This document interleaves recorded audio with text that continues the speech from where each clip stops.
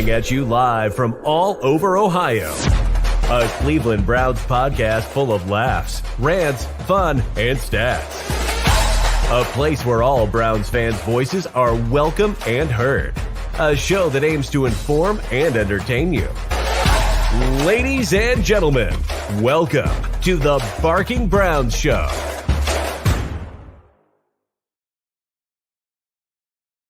What is going on, everybody? Welcome into episode 82 of the Barking Brown Show. I'm your host, Jacob at Roachism13, joined by Mr. Nick Carnes at Carnesies817. We are back together after 3 weeks of non-other person pods. Nick, how are you this evening?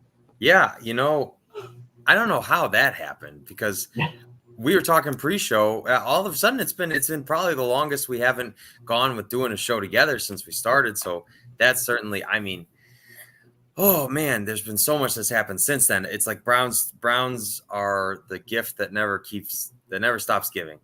Giving you something, yeah. They're certainly giving something.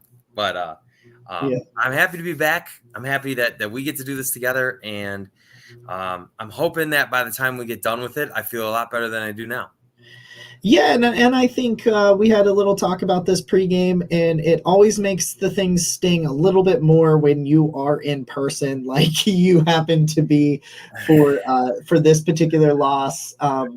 I told Nick that he is no longer allowed to go to any games that are not against an opponent we know is definitively worse than us, so that he doesn't have to suffer through this anymore.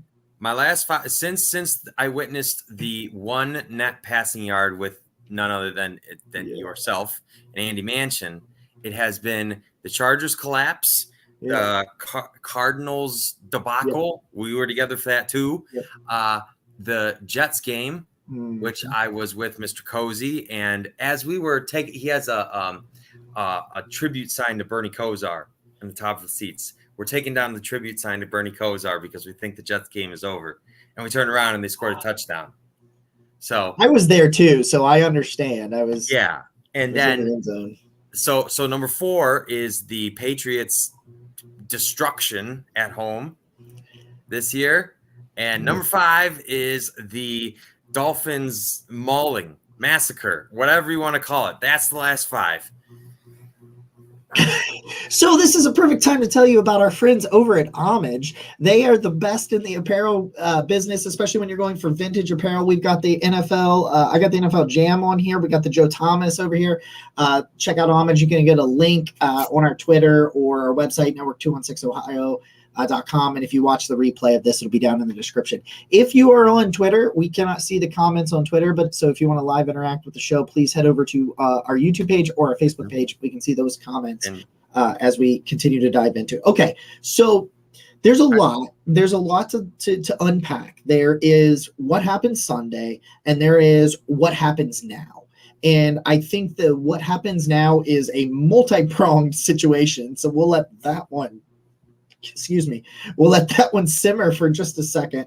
So we'll start, over with the obvious, which is what happened? And we'll start with, I don't even know. Like I'm thinking, well, let's talk about Sunday and then we can talk about everything else. And we'll do Sunday for like 15 minutes. Let's do that. Let's talk about the game and then we can talk about the overall everything, because I know that there's a lot of stuff that we need to try to address here. Okay. So for you, what happened? You know what? It was yet another game where they started out really well. Those scripted plays are something. Kevin Stefanski's damn good at that. So that's a highlight.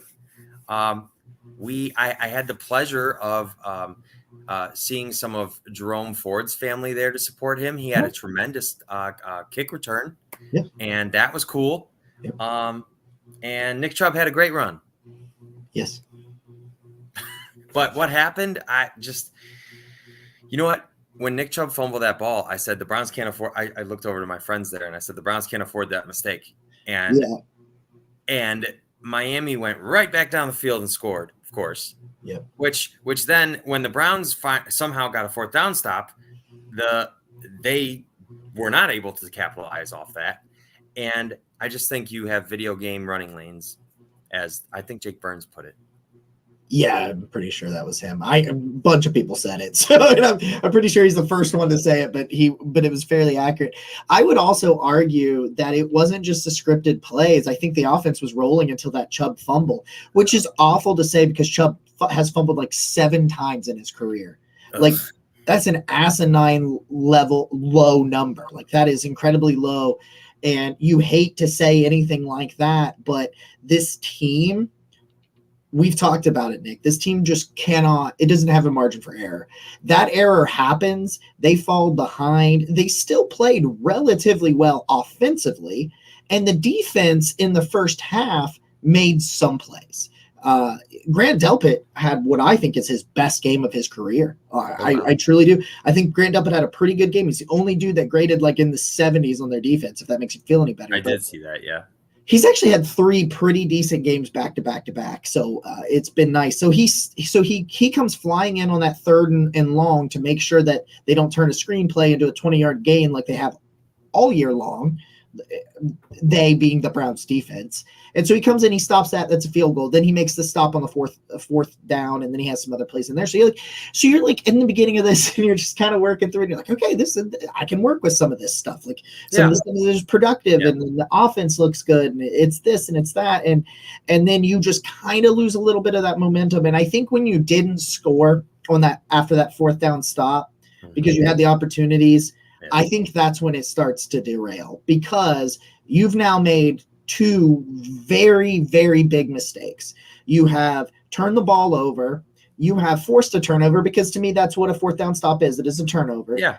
It's a turnover on downs. Yeah, it's a turnover on downs. It might not show up like an interception or something like that. But like, so you had a turnover that they turned into points. They did, correct? Is that correct me if I'm wrong? They did. Yeah, I thought so. So they get points off turnovers, and then you get a turnover, you don't turn into points. That is where it starts to unravel there. And I think that there are some players on this team that are pretty selfish, I think, and I think we're going to get into some of that. And I think that is where it all falls apart. You know what? I wouldn't be. Yeah. And to your point, about the defense, because there was some stuff to like there. I would imagine, I haven't looked at the numbers, but I would imagine that was one of the lower combined Tyreek Hill, Jalen Waddle yard games. Yeah, it was. So there's something to like in there, but the problem was that they didn't need to throw. Tua didn't need to throw a crazy amount of times because the run defense was just woof. Yeah. Well, it's like when I look at this, I think to myself, this is the problem that everybody predicted in the sense that, okay, all right. So side note, I have Twitter up on the side and I'm looking here. You know how Twitter says what's trending, what's happening? Yeah. It says what's happening, Knicks at Jazz. And there's a picture of Donovan Mitchell. Yeah, there you go. In case you're curious about that in the Jazz uniform. But anyway, so I just noticed that I do like totally distracted. I'm like, come on, Elon, let's get it together here, buddy. Yeah, making the platform worse by the day. I have a few things I could say about that. Yeah, we're not That's gonna, another show. We're not gonna start that argument right now. So this is what we were okay. So I said in the offseason, I didn't think that these D tackles could be the reason they don't make the playoffs or they don't make a Super Bowl run. Not that I didn't think they weren't bad, because you can go check it. I thought they could be good enough. Mm-hmm. They haven't. Spoiler, they have not. I was wrong about that part too. Like I will admit that, but I didn't think this was going to be the difference.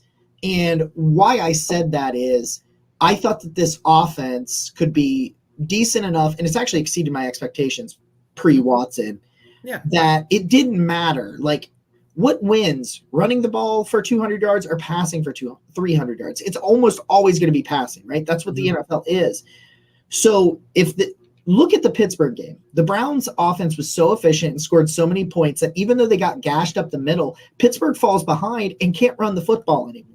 Yeah. So in 2020, the Browns, if you go by statistics, when you come talk about rush game defense, the Browns in 2020 were one of the best. but that was an awful unit. The only reason they were good against the run was because they were getting leads and they were scoring points, and teams weren't able to even attempt to run the ball.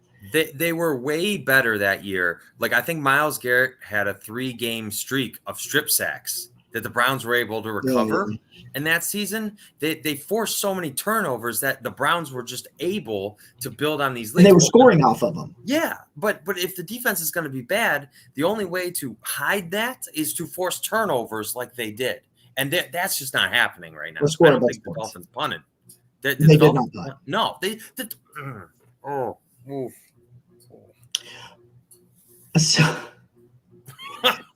So this is where I come to, because a lot of people that they don't really come at me anymore, because I just don't say shit on Twitter anymore, because I just don't care. And Twitter it's not a real life. Like, if you have fun on Twitter, have fun on Twitter. But like, I'm gonna have fun on Twitter in a different way, and it's fun.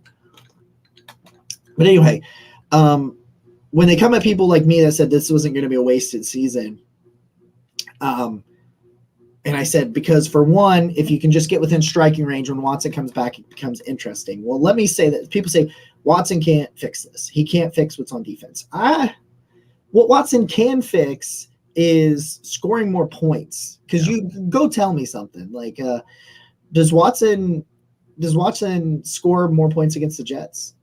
Does he score more points against the Chargers? Yes. Does he score more points against the Falcons? Definitely. Yeah. That's 3 games. That's 3 games right there. You know what? Does Watson throw an interception against the Jets? Or remember when Brissett scrambled for big yardage? Do you think how far Watson would have scrambled? He probably puts Caden in. So what I'm getting at is, no, he doesn't play defense, but sometimes the best defense is a good offense. And we saw that in 2020. We literally saw that in 2020. And Jacoby Brissett has been miles above expectations, but he is not Deshaun Watson. And my point is that everybody says, well, this is not going to fix it. He's not going to fix everything. Well, no, he doesn't play defense. But if they just want to run the ball against the team that is throwing it all over the yard and scoring a bunch of points, it's a totally different situation, because then they don't get to run it just like in 2020. I think it helps make your point more concrete by putting it this way. Those 3 losses that Jacob was referring to that Deshaun Watson helps you score more points in is the difference between being 3-6 and 6-3. Mm-hmm. And those are worlds apart. Yeah. You know, from that's tough to hear. It's tough. Well, and then I follow it up and I say, Atlanta does not beat you throwing 9 times. It's so frustrating. Because behind with Watson in that offense, I mean, and I thought Brissett had a great game that day. None of this is knocking on Brissett. It's talking about why the Browns were willing to go all in on a basket. Listen, you can hate Watson the player. You can hate the move. I do. I'm sorry, Watson the person. You can hate Watson the person. You can hate the move bringing to Cleveland. I do. I hate both of those things. I don't want it to be here. But in all reality, they were willing to mortgage the farm, because if you don't have a franchise quarterback, you're nothing. Look at how efficient the Browns offense is. How freaking efficient it is. Guess who's 7th in the NFL in QBR? It's Jacoby Brissett. Now, are you going to tell me he's the 7th most talented quarterback in the NFL? No.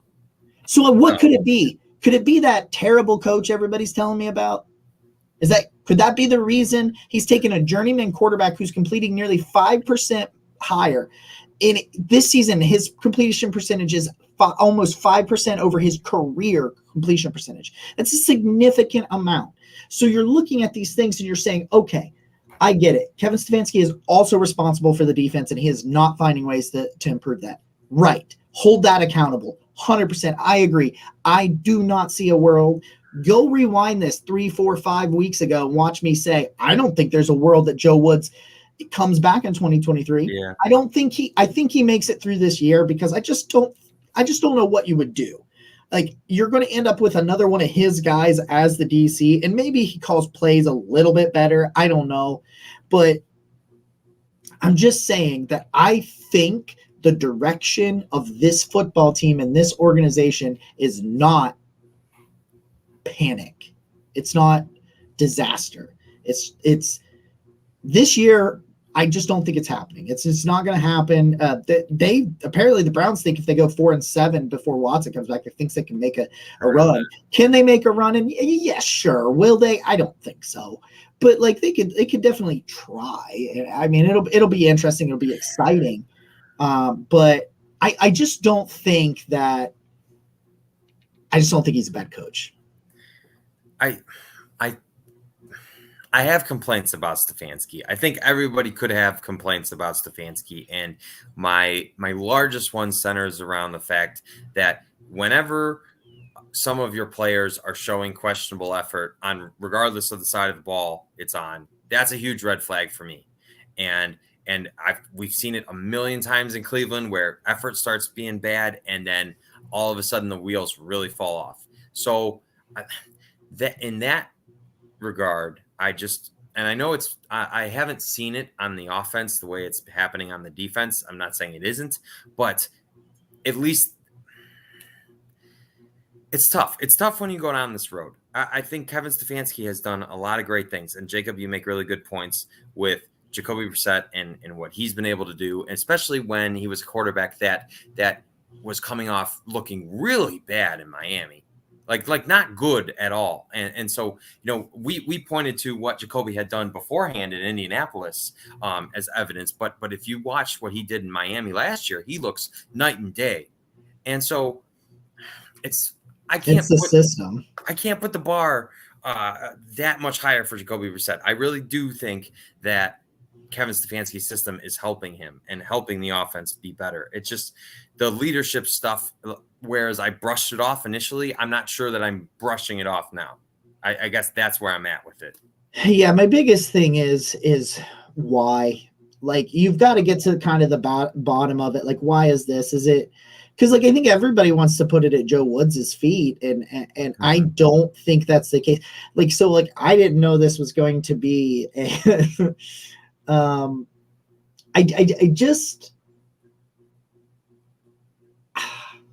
I just don't think that I didn't know this was a hot take when I said I think it's 50-50 players, 50-50 Joe Woods.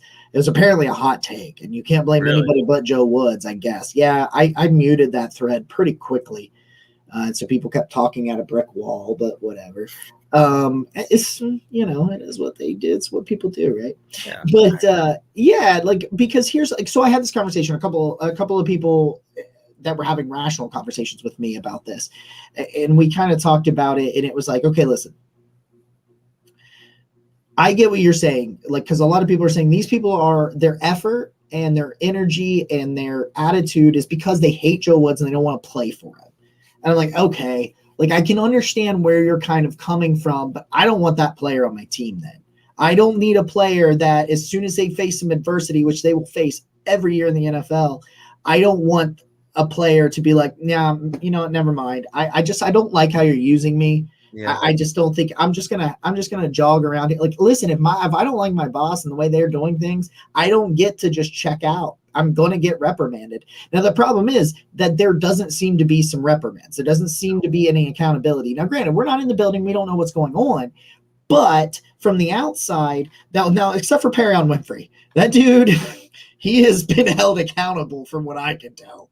Yeah, you definitely get that vibe, which good, because they need to set a code, a standard, rules, and if you go outside of it, there has to be that system in place. So at least there's at least something. Yeah, but yeah, no, like, so I think this is what I was gonna say. I'm working on this too. I had a lot of things a lot of the irons in the fire this week, and we're waiting for announcements to be made and some things like that. And I'm pretty excited about my next steps in this Browns journey, but that's another time that we can discuss those things. But yeah, big news coming, big news. But I don't know that you can question his X's and O's. Like, you definitely can. But when I'm just talking about like the overall, like, I don't think there's issues there. I don't have a problem with play calls. There are some here and there, but you're never going to find a perfect play caller. I don't have a problem with preparation because I think they come prepared. I think it's when things go sideways that they're not able to react. I have some issues with just like the leadership part of it because that's all of that stuff. Like I think people want to play for Kevin Stefanski because I think people recognize that he knows what he's talking about. That is allegedly part of the reason Watson chose Cleveland was he was able to sit down and break down film and do all that stuff. And he was like, it kind of weighed on. And now, granted, 230. This is the funny part. Everybody says, well, it was the $230 million fully guaranteed. And I saw our friend Dennis fighting the good fight on Twitter saying he was getting paid wherever he went. So you can say that's why. And granted, it was fully guaranteed. So it definitely played a factor on like what the Browns and Watson want you to think. But he had that money and he was like, well, this coach, I think, and that's also why I think I've had some time to sit on it. And I definitely think Stefanski's safe and we can argue if you want. I know you don't want to, but you get what I'm saying. But because I think Watson wants to play for him and everything is tied to Watson's success. So, but I just want to know why some of these problems, these high school drama bullshit problems keep happening. Like that's where I have a problem. Now, granted, you start winning, it's not going to happen. It's just not going to happen. But you have got to find a way potentially I think you have to clean house on the defensive side of the ball. And I think there's like 4 defensive players I'd bring back. And I think it's because Kevin is so focused on the offense. He needs a Brian Flores style person to take control over there. But he also has to get the people out of the locker room. You could say, well, John Johnson, and that's probably where we're going to go soon. John Johnson is this big problem, but like he's got talent. I just don't think it's worth it because you're always going to suffer injuries and losing streaks and you're going to lose some games you shouldn't lose. And if as soon as the game starts going a bad way, he's going to give up, like I've seen time and time again. Yeah, I understand. The coach should be on his ass, but the player should have some more pride in this game. So you've said a lot here. And yeah, sorry. That's okay. I think I'm moving backwards a little bit. You talked about the X's and O's of Kevin Stefanski's offense. And I mean, it's not an accident that since he's been here, the running game has been one of the best in the NFL. They're consistently, I mean, Nick Chubb is spent various points leading the league in every rushing statistic that there is, despite, there's these weird, this weird stuff about Nick Chubb where like he's so efficient. I feel like it just doesn't, despite the fact that he leads everything in stats, it doesn't appear that he's getting used like he should be. I'm not sure. Stats, game feel during the game can just be really hard to gauge. And then when you reflect on it, you realize, the way I felt during the game wasn't what was actually happening. I know what you're saying. But you're right. You're right with the play design. It's always seemed like guys are open and that there's opportunities there to have offense. So I do tend to agree with you. I'm not sure I always love the way Kevin Stefanski calls a game, but his plays are good. And so they were on a roll. You were right. You pointed that out too. They were on a roll in Miami until Nick Chubb fumbled the ball. They were really, they had a lot of momentum. They were pushing. And this is a Miami defense that hasn't been that great. I don't know the 2 stats, but the previous teams they played, they gave up significant yardage to. So I thought it was a team that the Browns could score on. But yes, so then the elephant in the room, this leadership and effort and John Johnson and some of these players, and then you're alluding to the defense and what to do moving forward. That's a bear. And I'm not even sure where you begin because there's significant draft capital on this defense that's just not panning out right now. And that's really concerning to me. Because you need to be able to trust Andrew Berry to draft these positions.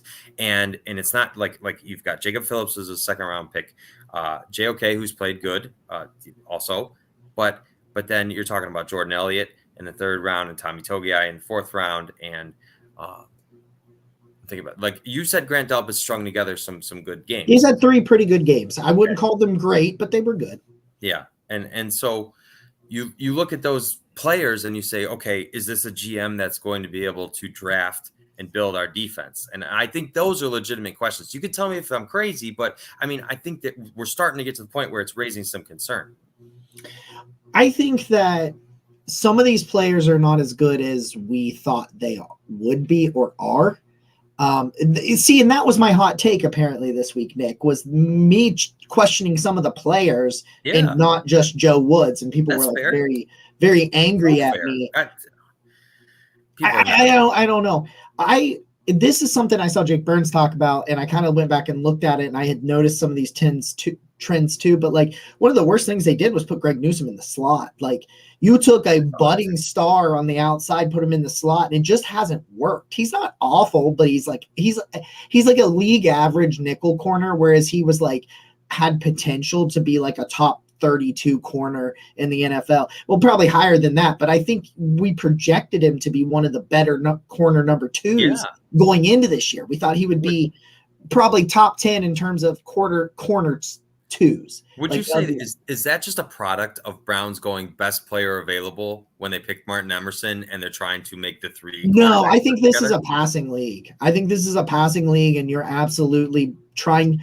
So like Marcus Harvey has made some comments on this, and I think he's spot on with this, and that they are building this defense to combat the Bengals, to combat the Bills, to combat the Chiefs, combat the guys they have to go through both in the division and in the conference, so that to get to the Super Bowl, right? So you're going to have to go through these guys. Well, how are you going to get through these guys? You need to rush the passer. So they've invested, whether they've hit on it or not. Because like people say, well, they completely neglected the D line. No, they didn't. They invested in the D line. They just got wrong. They were just wrong about it. They were wrong on Taven Bryan. They were wrong on Andrew Billings, and that part of that had to do with the sit out of the year and some of the instant things like that. They were wrong on Jordan Elliott, and to this point, Tommy Togiai is probably one of the worst ones I've ever seen in play the position. And I love him, but like you're awful. So you got wrong, and so they've invested there and they've invested at corner. I think they wanted to go corner at 40. What was the first pick? 44?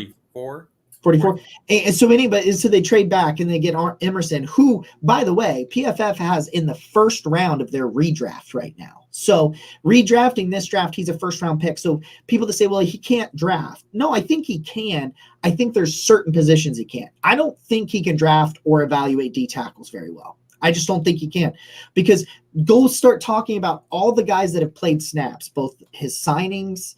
And people say, well, he should have never cut Ogunjobi or Sheldon Richardson. Like they weren't playing well here anyway. So I don't know I think those points aren't true. They were using Ogunjobi wrong. We've seen that in Cincinnati and now Pittsburgh. He's played pretty well with Pittsburgh right now, but he's not been able to do that position. Okay. Not really been very good at linebacker, but defensive back, he's been pretty good. He missed on John Johnson. I think there is an out, by the way, in his contract post June 1 after this year. I do not think he is in Cleveland in 2023 under any circumstance. I don't either. That does speak to very smart contract design. You know, like a lot of these deals that Andrew Berry and Jack Duffin's talked a lot about that is a lot of these long-term deals have outs. And so same thing with his name escapes me right now, tight end, Alex Hooper. Austin Hooper. Why did I call him Alex? I'm sorry. Whose name escapes my brain because he was here for a little bit. It was a big signing at the time. And then we said, oh, well, this isn't really working out. So 2 years, right? That's where John Johnson is. There's 2 years in these outs. So they got a couple more years on their deal, and they have to eat like $3.7 million, but they get 9 in cap space this year, let alone what they get next year from cutting John Johnson post June 1. And I was talking about this in our group chat. I don't think you were in there, but that's what I was saying. I was like, listen, he may have missed on some of these hits, but the work that he did in these contract structure is allowing him to fix some of these mistakes. He fixed the Austin Hooper thing, got rid of him, gave David Njoku the money, gave him the role. He was flourishing. I can only imagine what he's going to do when he's healthy and with Deshaun Watson in there. So he puts that in there. He was able to redo Jack Conklin's deal, and Conklin had all the tackles had some really, really bad games this weekend. Well, actually, most of the offensive line did. But, so he's able to build that in there. And I think Grant Delpit is going to be okay. I think he's going to be okay. The Ronnie Harrison deal worked out pretty well at first with the deal. Now he just kind of sucks. But he's pretty good at corner. I think he's pretty good at corner. I think and people are going to yell at me. I think they're better at drafting wide receivers than we think they are, because Donovan Peoples-Jones is a 6th round pick, and he is a bona fide wide receiver 2 in the NFL right now. Yeah. Yes, he is. Anthony Schwartz, miss. DPJ, number 2. Michael Woods looks nice. David Bell is contributing. So 3 out of the 4, I think they've kind of hit there. I think they're good at drafting running backs. They're really good at developing offensive linemen. So, like, yeah, he's got some misses and he's got some things he's got to fix. He's got to figure out why he can't figure out D-tackle. Yes, that's the hardest one of all, because it's not even decent. It is horrific. That they probably are the worst unit in the league. Well, no, there's no problem. They are. So I mean, I don't even need to look. I don't even need to look at the data. Sound the alarm bells on that. But you know what? You do you want to mention DBJ, because you looked like you wanted to say something about DBJ. Well, you know what? That's a position that the Browns have been really up and down with throughout, I think, many years now. And so for them to hit on Donovan Peoples-Jones, especially when, Donovan picked up where Amari Cooper only had like 33 yards on Sunday. I didn't feel like they targeted him very much. Yeah, but it's a good example of the fact that, like, when your wide receiver 1 isn't on, is there somebody else on your team who can step up? And Donovan Peoples-Jones, Ken Carman got roasted because he said his goal for Donovan Peoples-Jones was 1,000 yards this year. I think he's going to hit it. I think he's on pace for like 950, I think. Yes, and that's with the current offense. So I'm definitely expecting a bump. Soon. The final 6, yeah. The final 6. I think there won't be there's going to be like 8 feet of snow on Sunday, so it might take a Buffalo. That's I would if you're trying to trade for Amari Cooper in fantasy, I'd recommend waiting a week.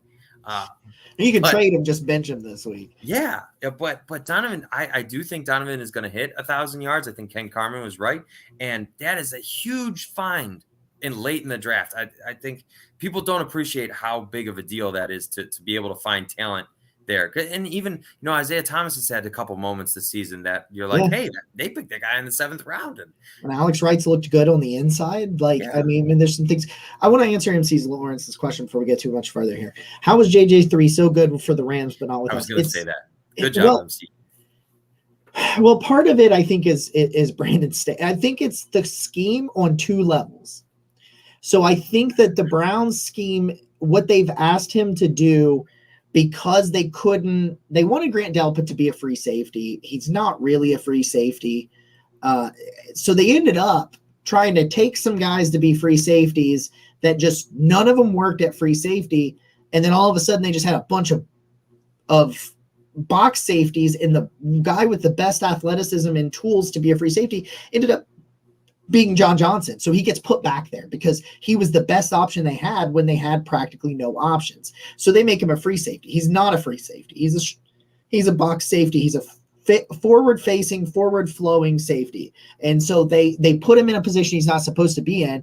So Joe Woods, I don't think, has properly utilized him. And I think that Brandon Staley was even better than we thought he was in terms of the way he was using that defense. And it turns out, like, listen, there's rumors that players were furious they paid him and brought him in. Furious. And it was because some people believe he is a very self-centered person. And we're kind of seeing some of that now.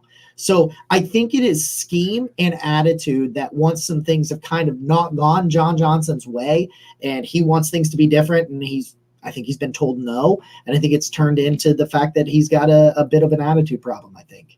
Yeah, well, correct me if I'm wrong, but John Johnson was the green dot of one of the best secondaries of football before it came to the Browns. Yeah. And I mean, he was the green dot for half of last year, but he's the green dot now, and it's not doing anything.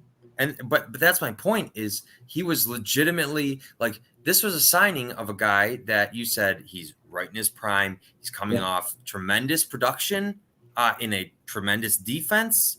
Like, all the green lights are there statistically on paper. And so of all of Andrew Berry's signings, pick anyone you want. I think, to me, John Johnson is the most disappointing because of the I thought it was the biggest one. You thought, and if you go back in our episodes on our YouTube, which if you subscribe, we would really appreciate, you're going to see how excited we were about John Johnson. And and what we thought he could be for this defense. So of all of them, of everything Andrew Berry's done, that's probably my most disappointing signing.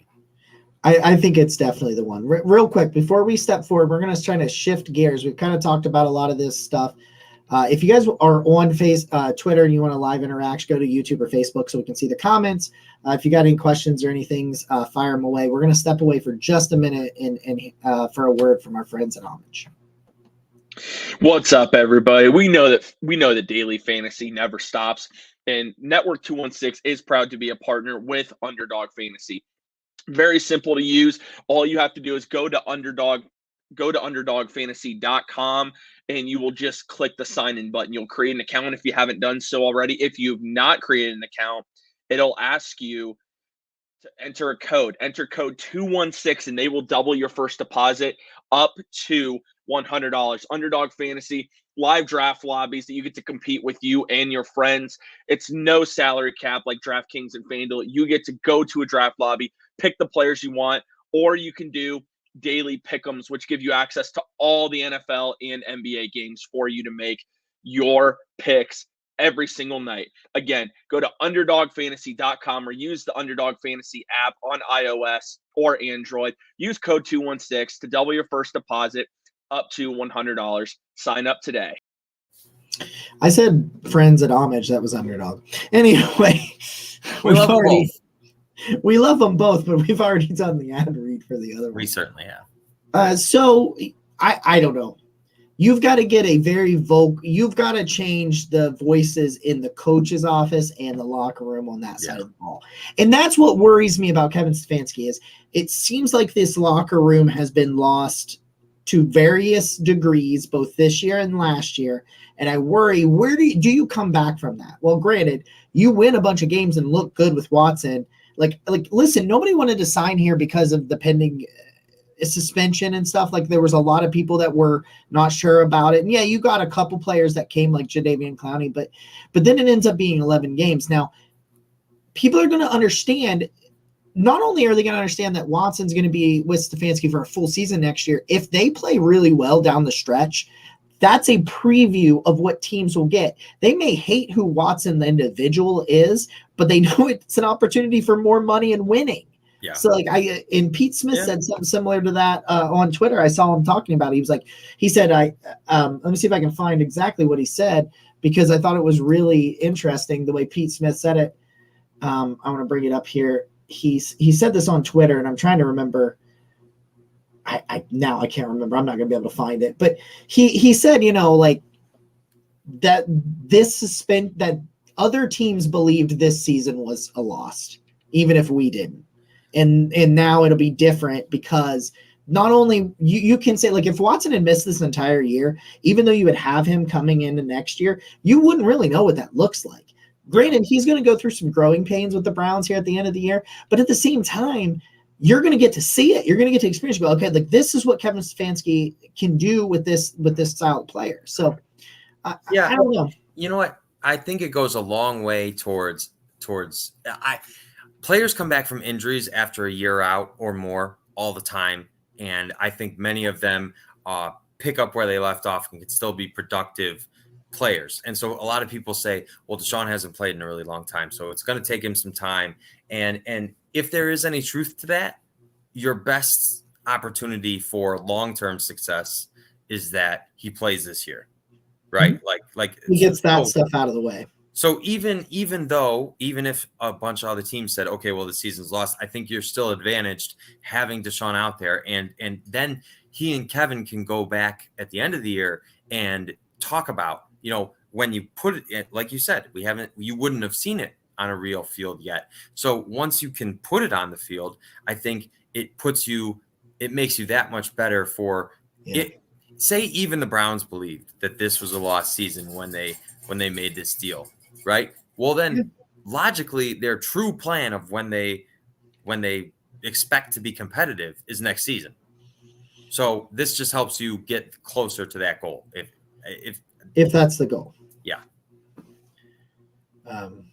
So I don't know. I know it's convoluted.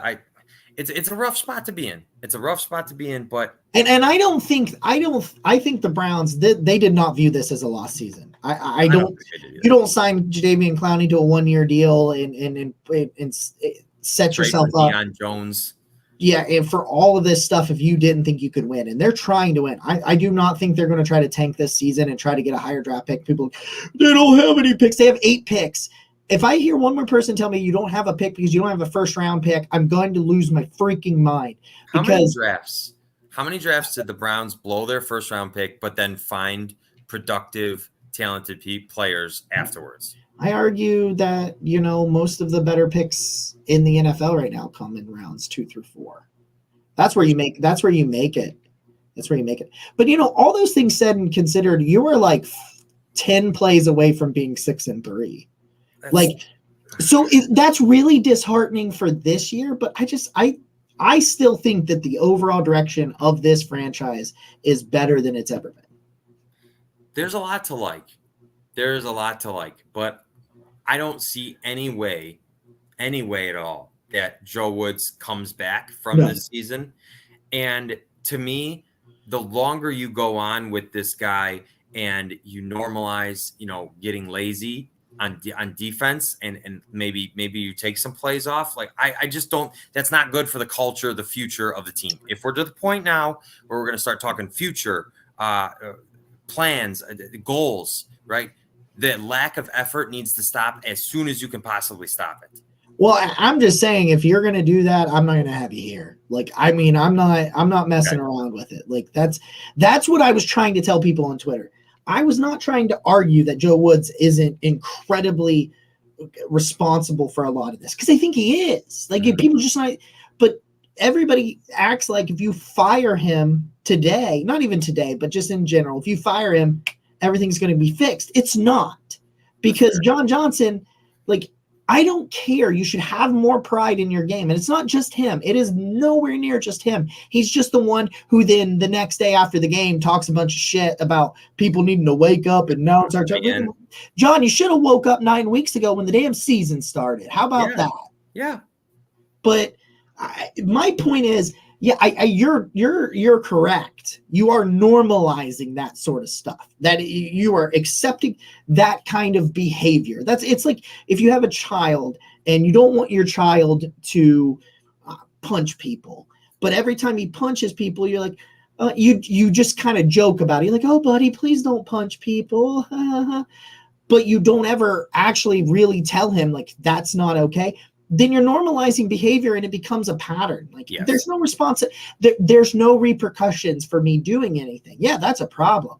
But at the same time, if these players just think that they can do whatever they want, or they can get lazy because they're not getting their way, or they don't like the way things are, they're just not the players I want. And that's what I was trying to tell people is get rid of Joe Woods, but also get rid of I want to keep 4 dudes. 5 dudes. There's 5 dudes on this defense that I would keep. If you were to totally overhaul this, I would keep 5 or 6, maybe 6 dudes, and that's it. That is where I think this is. And actually probably a little bit, I would potentially keep Anthony Walker. But of the people that are playing major snaps right now, majority of them, I would not keep them, because part of it is that is their behavior. That is their learned behavior. And if you're capable of that when things go bad, I just have no interest in it. I will say this, at least with the defense and on the positions where you're struggling the most, being defensive tackle and linebacker, most of your guys are very easy. If you say these guys got to go, it's not difficult. Most of them, a lot of Taven Bryan is a 1-year deal. Jordan Elliott's going into the final year of his rookie deal. Yes.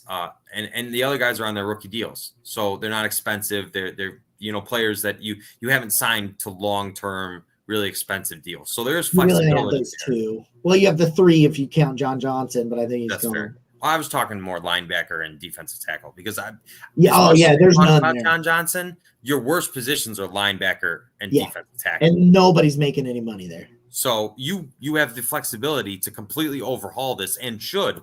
Yeah, I agree with you. I don't think there's any way. I mean, there's no way to look at what the Dolphins were able to do. I think they averaged like 80 yards rushing a game entering. And the final stats do not show how much they could have run if they had wanted to or needed to. Yeah, they got bored. What? I felt like at a certain point they got bored with getting 30 yards of carry. So all right, so let's just talk grand picture. As we start to wrap this thing up. Okay, so I have been convinced to make an actual big board this year for the draft. So I have started draft work, and I will tell you right now, if the Browns were 9-0, I'd still be doing draft work. So people can tell me to stop and calm down and stop being melodramatic. No, that's just what I do. Jacob lives for the drafts. For those of you who don't know, a little peek behind the curtain. If there's something, Jacob might like the draft more than the season, and that's not exaggerating. There's more hope. There's more hope during the draft than the season. Fuck.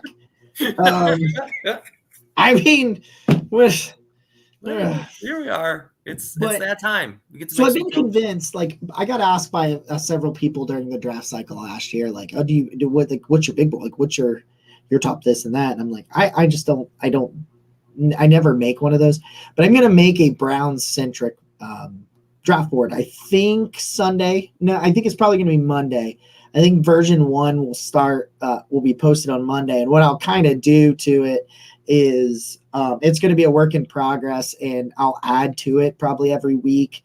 So you'll get it out there. It'll pop out there on our website. And the way I'm going to do it, so you're going to get the player. It's not going to be in any particular order because I just don't have the time for that. But so what you're going to get is you're going to get the player, you're going to get their age, their measurables that we know right now. There will be a slot for their relative athletic score for the RAS score once those start coming out, but that's not going to happen for a long time. And then we will also get where they're currently projected. So 5th round pick, 4th round pick, whatever it is. And I'll even put on there where I'm getting the projections from. Nice. Because it just depends on boards. One thing I like to do is NFL mock draft database, because they take all of the mocks and stuff and average them together. So like if one place has this guy as the 50th best prospect and this place has him as the 100th, mock draft database will have him as 75, that being the average of 50 and 100. And so I'll put that, and then they're going to get a grade. And they're going to get a grade based on their fit with the Browns and if the Browns drafted them in that round. So if, for example, the guy has a 5th round grade on him and he gets drafted in the 7th and I gave him a C, he might be a B because I think he's a better value in the 7th. So that'll be on the board, but just to look out for that. That's what's going to be coming. Spoiler, I already gave somebody a D. I gave a really high, I gave a pretty well liked, depending on where you are. I think a lot of people have this player in the top 100. And I gave him a D+ last night when I was doing his film eval. But what I will say too about that is I'm only picking players that I draft, that I'm scouting for the Browns. You're not going to see any quarterbacks. I might look at some day 3 quarterbacks, but you're not going to see the top 25 prospects in the draft in any way, shape, or form put on there. This is all going to be based around the Browns and what I think, and some notes. There will be some notes in there too. But I did one video for our YouTube if you haven't checked it out, where I did Parker Washington and Maze Smith and JL Skinner, which are some guys that I have already. But every couple of weeks I'll be releasing some more draft videos based around that. I'll tell you what, it's funny because normally, when you talk draft with people, you talk the top prospects and names everyone knows. But we as Browns fans, because where our draft picks are majority, there's going to be nobody that's better experts on the middle of the draft than Browns fans by the end of this. Well, we got a 2, a 3, 2 4s, 2 5s, a 6, and a 7. So yeah, a lot of day 3. We're going deep. A lot of day 3 caps. Yeah, a lot of day 3 capital. They could trade up after trading down so many times, but we'll see. I wanted to put that out there so you guys can look out for that sort of thing if you're so inclined. You know what? I do love that. When we do talk draft, I just want to touch on it a little bit, because a lot of times we talk strategy from Andrew Berry and how he's constantly, and Jacob, you just referenced it, trading down, acquiring extra picks. And And so sometimes, fans can get frustrated saying you get names, and obviously you wanted them to be drafted. But when you're looking at the Browns now and we're saying, hey, you probably got to overhaul this defense, it looks so much better to have been Andrew Berry and have been acquiring extra picks where you can. Because, I know we've been pretty rough on Andrew Berry today, but I don't think that most NFL GMs have some insanely high hit rate. Especially as you go later in the rounds, they talk about guys that are fringe to make rosters. So while Andrew Berry has had some rough picks, it's way more to our advantage that he has added extra ones along the way, and I would expect that he will continue to do so just for this reason. And that's part of that is the analytical side of it, where they say get as many darts as you can and just throw them all at the board because you've got a better chance of them sticking. Like, what's a good first round? Like, if you took the top 10 NFL GMs and you averaged their hit rate, just ballpark. It's probably first round. Are you talking just first round? Yeah, I guess that's. I would say first round is probably like 60. I'd say it was 60%. I'd say. So in the top 32 NFL prospects, you're looking at the good GM is probably hitting somewhere around 60%. 60 or 70, yeah. And my point is, and Jacob's point is, Andrew Berry has found talent at a lot of positions in the NFL. Obviously, he has places where he needs to dramatically improve. But even the best at this whiff. And so not all your draft picks are going to be guys that are long-term great contributor answers. So they can't all be Donovan Peoples-Jones. So as frustrating as this has all been, just because Andrew Berry hasn't gotten there on certain positions yet doesn't mean he can't. What about him? Here's my question. So now you're in 3 years. You've got 3 drafts and 3 free agencies. I don't think you can adequately grade or assess this year's draft. You're now in year 3 of his first draft, though, and I think you can properly assess that for the most part, although there are still some guys in there that have had some injuries, concerns, and some stuff like that has held some of those guys back. What about him makes you think that if he sees the issue, that he's not going to fix it? Mm-hmm. And what I mean by that is, like, I'm trying to think of the best way to say this. Like, he sits there and he goes, listen, I have not been good at evaluating defensive tackles. We said that top of the show. We talked about that. Like, and granted, people are like, well, he doesn't put anything in it. No, he signed like 3 of them and drafted 3 of them. So he has invested. Like, people say they don't invest. No, he just didn't hit on them. He just hasn't hit on them. So, but what is it? So he's probably got this list of criteria and he's like, listen, I have not been able to hit with this list of criteria. I have a belief that he could very well say, I need to take a long look at my criteria in my grading rubric here and say these things, like they draft a lot of trait players.